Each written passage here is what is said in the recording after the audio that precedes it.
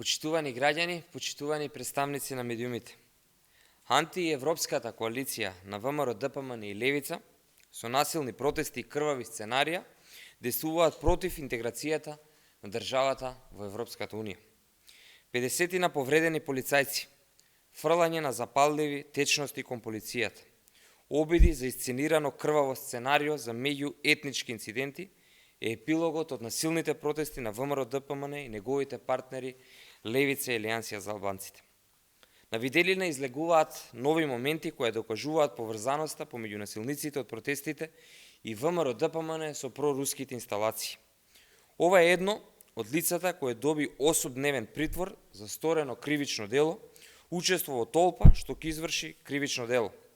Од фотографиите што лицето само ги има објавувано на социјалните мрежи, може да се види дека е во друштво на партиски функционери на ВМРО, ДПМН. На една од фотографиите притвореното лице носи облека со националните обележја на Русија. Руските знамења на протестите, навредите кон нашите сограѓани од други народи и етнички заедници во државата се јасен доказ дека протестите не се против европскиот предлог, туку неуспешен обид за рушење на владата и имаат цел да создадат етнички конфликт, да ја дестабилизираат државата. И по неколку денови ВМРО, ДПМН молчи и не одговара која е поврзаноста на армискиот дезертер Драган Ковачки со насилниците под качулки пред собранието. Дали токму Ковачки координирал поранешни припадници на армијата во крвавите сценарија.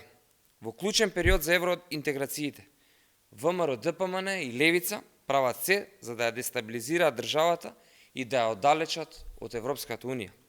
Тоа нема да им успее. Институциите и граѓаните нема да дозволат да успеат крвавите сценарија на Христијан Мицковски и Димитар Апасиев. Ќе одговара секој кој ќе се обиде на било каков начин да ја загрози стабилноста на државата.